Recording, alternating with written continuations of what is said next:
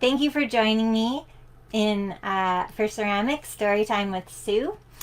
Today I am going to read my blog post, What to Keep Track of in Your Glaze Journal, and I will take any questions that you have as we go. So please feel free to type them into the comments section, and I'm happy to answer them. If you want to follow along, you can go to bit.ly/glaze journal, and that will bring you to this blog post where you can read this article, and you can even download this checklist as a PDF.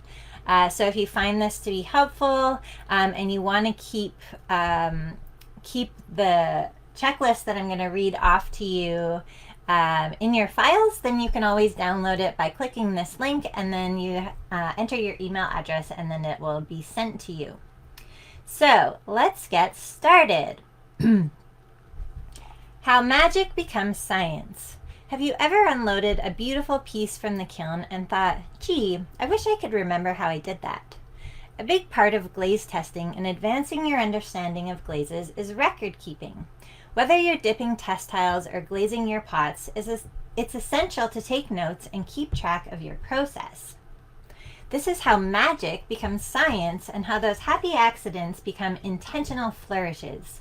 You need to remember the steps you take in as much detail as possible in order to repeat your results.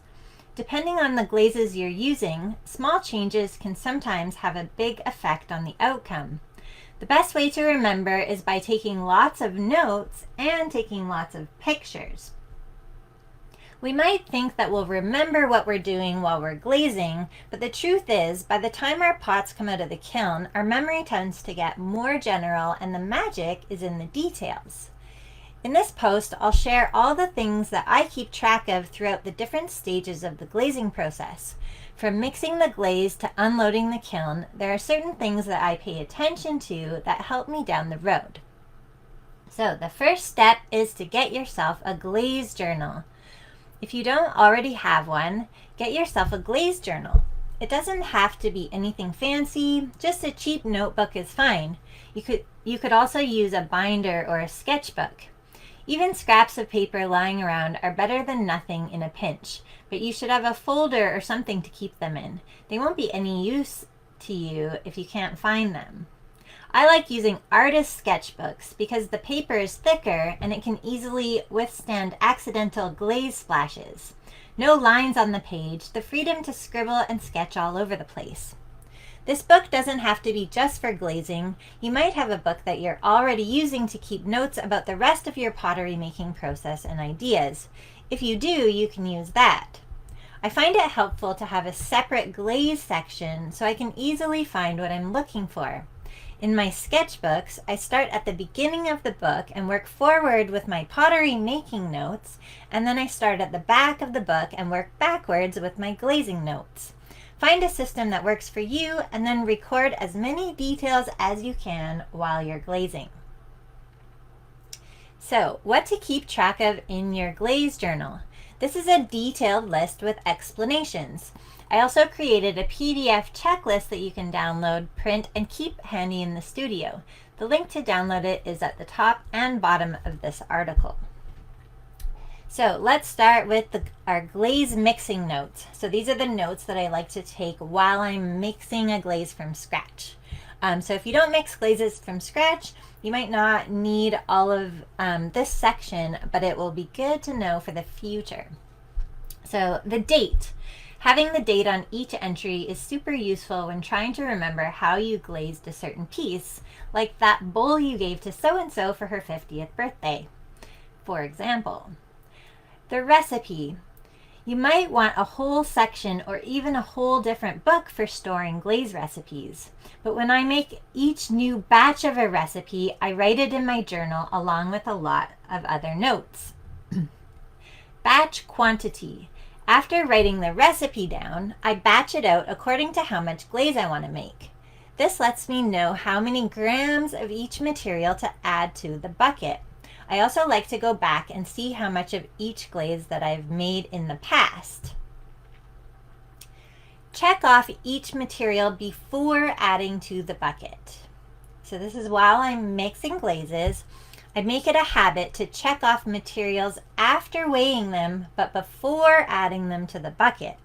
This way, I'm not wondering if I already checked something off. If I dump the material in without checking it off first, and then I get distracted, it's sometimes hard to remember which was the last material that I added. How many grams of each material I physically add to the bucket. I do this when I'm unable to weigh the whole quantity of a material at once. When I'm at work, it's common for me to get pulled away from what I'm doing. If I've only added 375 grams of the 500 grams the recipe called for because of the size of my weighing container, then I'll write down 375 as it goes into the bucket. Then I weigh out the other 125 grams and I check it off. So in this photograph, this shows where I couldn't quite fit 500 grams of EPK or Gersley borate into my weighing container. So I marked down how much I weighed first, then I dumped that into the bucket, and then I weighed out the rest. Did I run out of something and make a material substitution? So always keep track of any changes you make to a glaze recipe, no matter how small. Maybe you're only 5 grams short of a material, so you just go with what you have. Keep track of this in case that 5 grams makes a difference. Did I open a new bag of material? This can be really important sometimes when we're making glazes that we're used to making all the time, and then all of a sudden we open a new bag of material and our glaze looks different. So this can help us kind of troubleshoot inconsistencies with our glaze results. So I like to know the dates that I open new bags of materials. That way, if the appearance of any glazes change, I can go back and see whether it's a new material that could be causing the change. Did anything strange happen while mixing? Like, uh-oh, I forgot to check off the zinc, but I'm pretty sure that I added it. Or I completely forgot the wollastonite. Or the Gersley borate was super clumpy. Or a teaspoon of spodumene wouldn't go through the sieve. These details can come in handy for any troubleshooting down the road. So in this photograph, I completely forgot to add the wollastonite to this recipe when I was writing it down. So then I mixed up the whole recipe without the wollastonite. So this recipe should have had wollastonite as an ingredient. And so once I figured that out, then I added that note to the recipe in my glaze journal so that I could understand what was going on with my glaze results. So now we're getting into the glazing process. So while I'm glazing my pieces, I also like to take lots of notes. So for example, which glazes were used over and under? This is essential. It might seem obvious at the time, but you'd be surprised how easy this is to forget. This is arguably the most important thing to keep track of while glazing. So this photograph shows generally how I document my glazing process. It ain't pretty, but it's useful. I try to include as many details as possible. So up here, I kind of roughly sketched the mug that I had made. So then I just write down, so I filled it with this glaze, then I wiped the rim. I put it on the kiln, so I had a hot kiln going. So I put it on the kiln just to help the water from wiping evaporate. Then I dipped the base in water, and I did that because I was using a super runny glaze on the outside. So sometimes when I have really runny glazes, I will submerge the bottom of my pot in water so that the bottom of the pot doesn't absorb as much glaze as the top of the pot, and then the glaze can kind of run from the top to the bottom without reaching the kiln shelf. And then I wrote that I wiped the rim with water. Then I poured another glaze over the outside, wiped back the bottom, especially under the handle.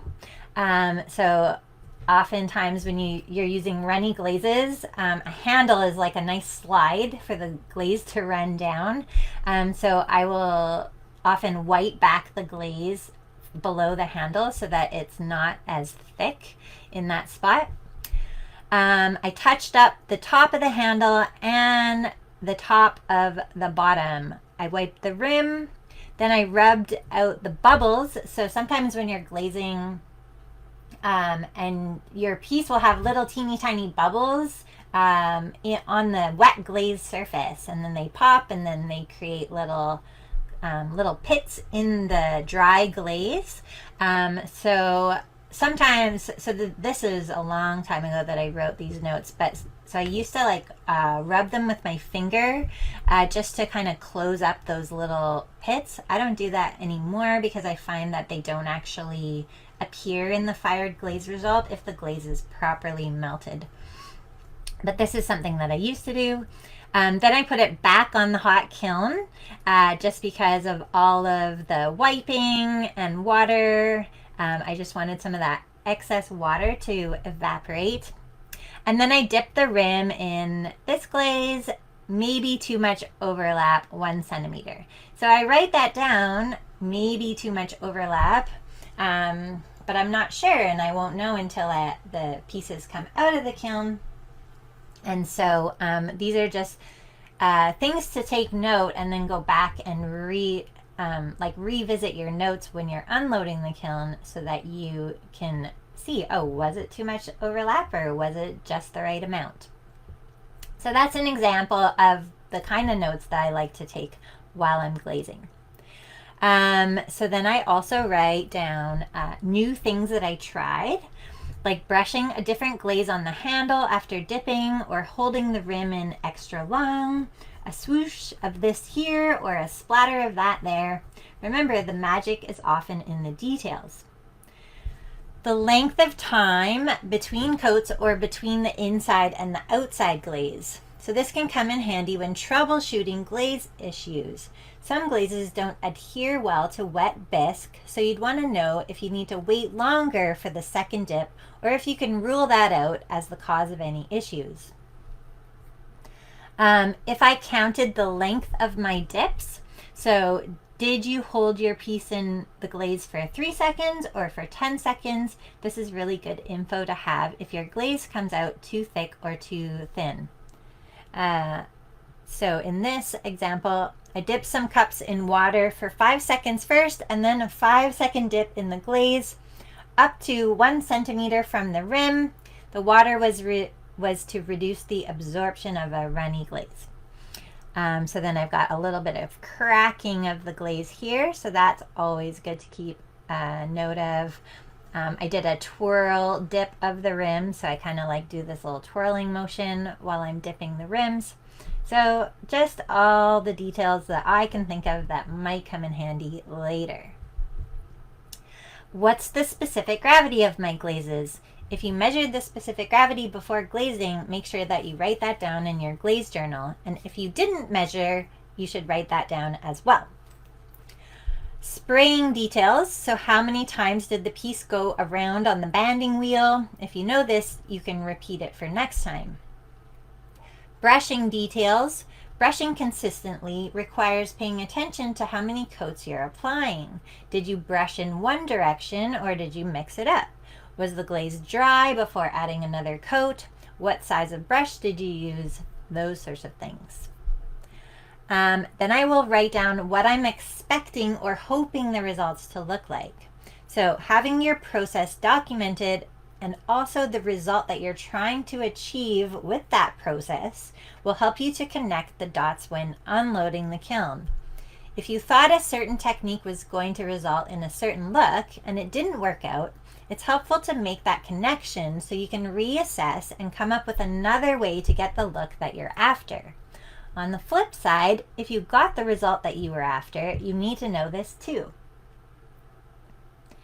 Glazing mishaps.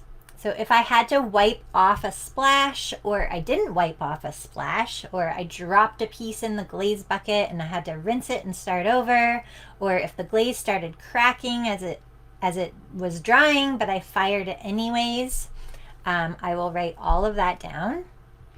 So in this note here, I dripped the inside glaze all over the outside and I wiped it off. And then I put the piece on my hot kiln to dry before doing the outside glaze. And then in this example, I wrote that the outside glaze seemed thick and there were some lumpy bits on the handle. So I like to know that. And then when I unload the kiln, I go back and I see, oh, did the lumpy bits make a difference or did they disappear? Is that something that I need to worry about next time? And then the length of time between glazing and starting the kiln. Sometimes your glazes feel dry, but the underlying bisque is still wet, and this can have negative effects on certain glazes. So then I take firing notes. I like to make connections between how the firing went and the glaze results in my glaze journal. I have a different book that I use for kiln logs, and I keep different types of notes in there. So these are my firing notes. So did the firing reach temperature or go over?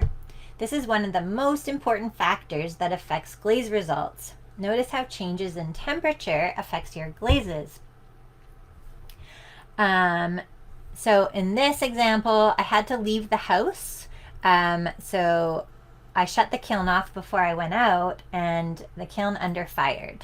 And so I knew that before. It was just something that I had to do. So the plates are great. The yellow puddle cups are underfired. So I always keep track of that sort of thing. And then in this case, the kiln was too hot, which affected certain glazes. So it was too hot for the candles and the brown glaze. So sometimes when your kiln underfires or overfires, it doesn't affect all of the glazes, but the glazes that it does affect, you want to keep track of that and make sure that you don't repeat that. How do the cones look? Multiple cone packs, do they look the same or do they look different? Many kilns have hot and cool spots, and knowing where these are will help you make sense of your glaze results. So here I've got last firing underfired on the top and the bottom. Going to refire some things. Jug looks good. Watch glaze amount on the handle. Maybe paint bottom of handle with water or that whole side and the bottom. So yeah, so in this instance, the glaze, there's my little jug, the glaze had run off of the handle, which I didn't like. And so I'm making notes for next time how I can prevent that and get a better result. If the witness cone pack exploded, seriously, this has happened to me. Just getting a little too excited, forgot to make cone packs, really wanted to fire my kiln, so I made the cone packs and stuck them in the kiln while the clay, the little clay that the cones are sitting in was still wet. So always make sure your cone packs, make your cone packs well in advance of your firing so that they're dry. But if this happens to you, write it down so you don't forget for next time. So yeah, here I had a cone pack exploded. Oops. Issues with the kiln or the firing. Keep track of anything out of the ordinary that occurs during the firing. If you have a power failure and had to restart, we have power failures here all the time. So this is also good to keep track of. Depending on whether your glazes have already started melting when the power went out, this can affect results. If you can, record the temperature of the kiln, or record the temperature that the kiln was when you started the firing again. So when you turn the kiln back on, when you get the power back, then record the temperature at that time when you turn it back on and the temperature starts rising again. So that's good to know. So if your power goes out for like 20 minutes and you were already close to reaching temperature, that can have an effect on your results. But say the power goes out before any of your glazes have started melting, then that probably isn't going to have any effect on the glaze results. If your firing took longer than usual, I would keep track of that because the length of your firing can affect your results. It fired really fast, so if the kiln fired quicker than usual, a lightly packed kiln can take less time to reach temperature, especially if you have a manual kiln, and this could affect your glaze results as well. And then I keep track of whether the kiln load was really full or light. So the kiln pack can affect the firing length, which can affect your glaze results. So here, this was one of our gas firings at work, so I just wrote the kiln was very full because that can often affect the results. Just one more thing to keep track of. And then, did I program a slow cooling cycle? So always make sure that if you are programming cooling cycles that you keep track, or even your firing schedule. I like to keep track of that, and you can match your firing schedule. Like if you have if you use different firing schedules, I would do tests of all your glazes and just put them in the kiln for these different firing schedules so that you can see how the heating and cooling cycle affects your glaze results. And then unloading the kiln. It's important to not only record your processes, but also to go back and connect your process to your fired results. As you unload the kiln, read through your process notes and look at the finished product. Did your pieces turn out as you had hoped? Highlight any successes so you can remember to try them again. So here I had written perfect, no drips. Turquoise could be thinner still. Candle's best when inside, dry before glazing the outside. So it's really good. It's essential when you're unloading the kiln to record your results, because that's going to help you do your glazing for next time. What was different than expected? So take note of anything that didn't turn out how you thought it would. Try less nickel in the yellow, 0.5%. So just a little idea that I had that I wanted to try. Do you like the glaze combination that you used? I don't know how many times I've like gone back to a glaze combo that I forgot that I didn't like. And so keep track of it. If you don't like it, then you want to make sure that you avoid it next time. And sometimes it's like a year or two later and you're like, ooh, maybe I'll try this. And then you're like, oh yeah, I forgot. I don't like how that looks. Lynn asks, do you record if you put a piece on a cookie for firing? Can a cookie or stilt affect firing results? Stilts definitely can affect firing results because stilts put pressure on your piece from the bottom at very small points. So stilts can cause warping in flat pieces. So I would definitely keep track of if I use stilts. I'd never use stilts, but if that's something you're doing, I would definitely keep track of that. If I fire on a cookie, I probably wouldn't keep track of that. I put kiln wash on all our cookies. So a cookie is like just a little disc of clay that you put under your piece, so that if the glaze runs, then you're not sticking to your kiln shelf, you're sticking to this little clay cookie. So I wouldn't keep track of that because they're flat, and so it's just like another flat surface on top of the kiln shelf. But very good questions. What happened to that drip?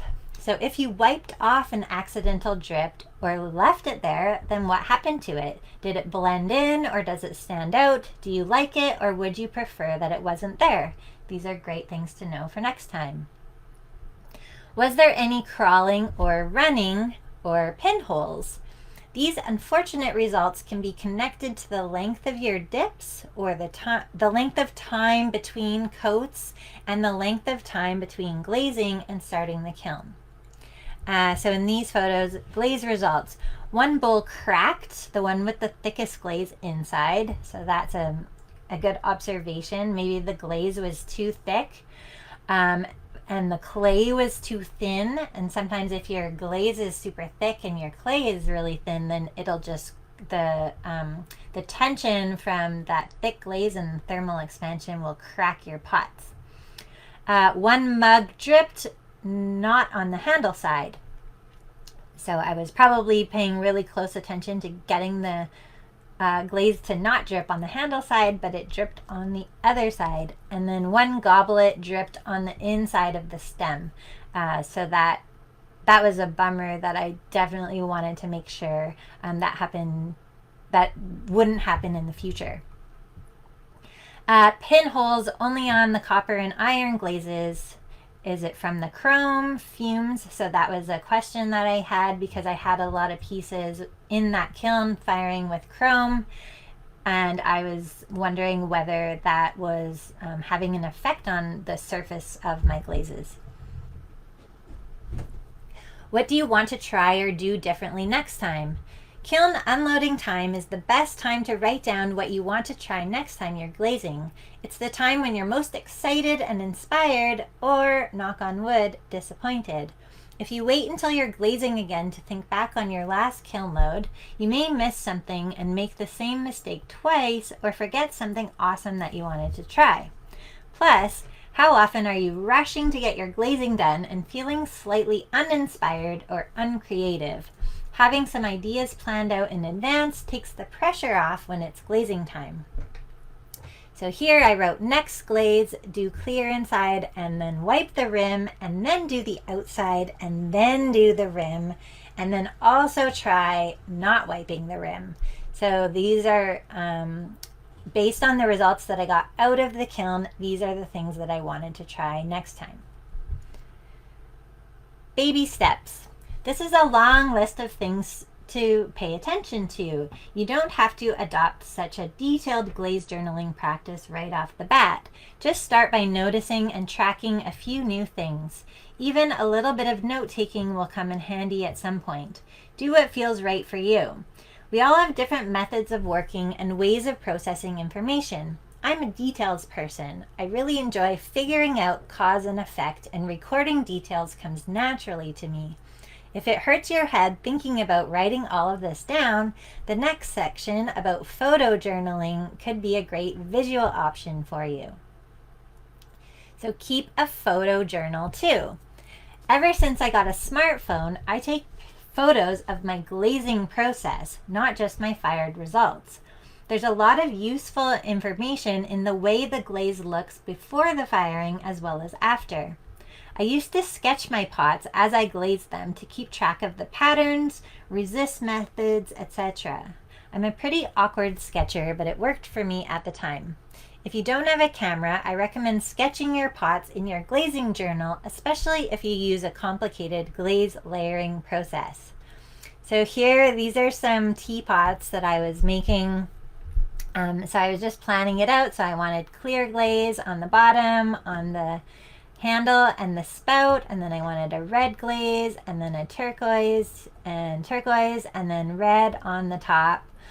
And then I was going to spray the turquoise first, then spray the red, and then spray the clear.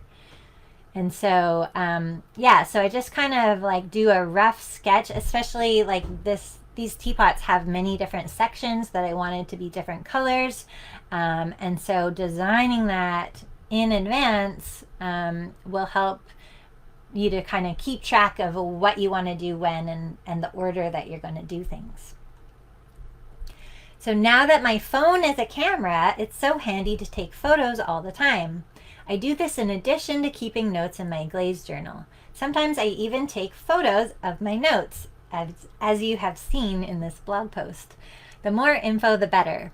Photos help me remember the process I use, and then I can compare before the firing to after the firing. I often learn something that helps me repeat or improve my results for next time. So, what to take photos of? How deep is the glaze overlap? Sometimes I'll take a photo after the first dip and then after the second dip. If the glazes overlap, I like to know how much they overlap by so I can see how much they move or stay put. Where are the glaze drips? How do they look when they're fired? Take a photo of glaze drips. So by a glaze drip, you know, when you pour glaze into the inside of a piece and then you pour the glaze back out into the bucket, sometimes you get like a little drip on the side of the outside. And so sometimes I'll wipe those off, sometimes I'll just leave them there, but I like to take photos of them so I can see what happens, whether I like how that looks after. So take a photo of glaze drips, whether intentional or unintentional. Seeing exactly where there's a glaze drip on a pot helps you find it after the firing. Maybe it disappeared, maybe it blended in, maybe it made a nice color. Compare before and after the firing. When layering, which glaze was on top? Having a photo of your glazed piece helps you remember which order you applied your glazes, if they're different colors, of course, and how much they overlap. Again, it's good to take a photo after the first layer and then another photo after the second layer. So in this example, on the left is the first layer of glaze. I'd applied a clear glaze and then wax resist because I had some screen printed images on this piece. So I wanted clear, and then I wax resisted the images that were under the clear, and then I dipped the whole piece, or I sprayed a layer of a second glaze over top of the clear, and then the wax resisted over those screen printed images. And then I know that I wiped those little drips, those glaze droplets off, because I didn't want those to show up over top of my screen printed images. How high up was the wax resist line, and did the glaze move at all? So if you're using wax resist to wax the bottoms, and especially if you have a runny glaze, I like to just kind of take a picture of the wax resist line so that I can see whether the glaze moved, ran down below that line.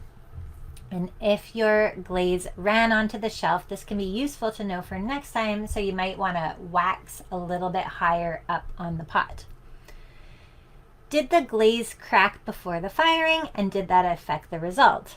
Having a photo of where a dry glaze started cracking will show you whether it affected the finished piece. Did I accidentally smear the glaze surface before it dried, and how did that affect the result? So sometimes you're glazing and the glaze looks dry, but you go to pick your pots up and the glaze actually wasn't quite dry, and so you kind of smear the glaze surface with your finger. So if I do that, I will take a picture of it and see if that affected the result. Were there any tiny air bubbles in the glaze bucket, and can you see any evidence of them after the firing? So as I said earlier, I used to rub the bubbles out, but then as I did this glaze journaling process, I learned that the rubbing out of the bubbles wasn't actually doing any good, and so it was a step that I didn't have to keep making. So sometimes I have little air bubbles that pop on the surface of my freshly glazed piece. I often spend time rubbing them with my finger to smooth them out, but sometimes I just fire them as is. Taking photos before and after will show me whether this step is necessary for that particular glaze. And then glazed test tiles before the firing. I do this a lot. I love taking pictures of my test tiles before the firing. It just gives me so much information to compare, like the before the firing piece to after the firing, and I often learn a lot from seeing the before and after. So this helps me learn the little nuances that did or didn't affect the fired result. So this is our crawl glaze. It's called Brain Crawl, that is at the studio where I work. And so I was just testing deflocculating it to thin it down, because it's one of those glazes that has lots of magnesium carbonate in it. It's super thick in the bucket, and so I was just playing with deflocculating it. So here I did a 6-second dip, I did a 2-second dip, specific gravity is 1.33, and then I deflocculated the glaze and I did a 6-second and a 2-second dip, and then I fired these, and it showed me that pardon me, that these results were too thin and the glaze didn't actually crawl the way that people like it to, and so that was just something I tried that didn't really work out. Which pots were where in the kiln? I often take photos as I'm loading or unloading the kiln so I can remember which pots were on top, which were in the middle, and which were on the bottom, in case there were hot or cool spots in the kiln. So yeah, I often, like when I load a shelf, then I'll take a picture, and then I'll load another shelf, and then I'll take a picture. And so here's just like a before the firing and after the firing picture. My cone 6. So I always put a cone pack visible in the peep with 3 cones, but then I'll often put just like single 6s on other shelves just so I can see. In this case, the cone 6 is slightly under fired, so that is good to know. So yeah, before and after the firing, this top shelf often underfires. I take a pic so I can remember which pieces didn't quite make it to temperature. The glazes on these plates are a lot darker than they would have been if they were fired to the correct temperature. How do the cone packs look? Sometimes I take photos of the cone packs with the pots that were next to them in the kiln. So here we have overfired. So this was just below the top shelf, and it was an 8-inch post that I used, so I'll keep track of that as well. So we had lots of running of the glaze. Luckily it didn't hit the kiln shelf, but yeah, these pots were definitely overfired. And then here I'm documenting that my bisque was slightly overfired. Not too bad, but since they're test tiles, I want to make sure that I record that in case it has an effect on the test results. So I was doing an experiment where I was testing different bisque temperatures, and so I wanted to make sure that I knew exactly how the cone packs looked for each set of test tiles that I was doing. Well, that about sums it up. With your written journal and your photo journal combined, you'll have plenty of information to learn about your glazes and improve your glazing process. When you have before and after photos to compare, you're more likely to remember your process and repeat results in the future if desired. So that is it. Thank you so much for sticking with me. Again, if you want a copy of this checklist, it's got all the 5 sections, the 5 stages of the glazing process that I like to keep track of. And so if you go to bit.ly/Glaze Journal, that'll bring you to this blog post, and then you can click the link and download your free Glaze Journal checklist. So again, thank you for bearing with me through my technical difficulties. I've got to figure out what's going on for next week. And I hope you guys have a great day. And if you have any questions, if you're watching this in the future, just type your comments in the comment section, and then I will come back and answer them for you. So have a very good day. Thank you.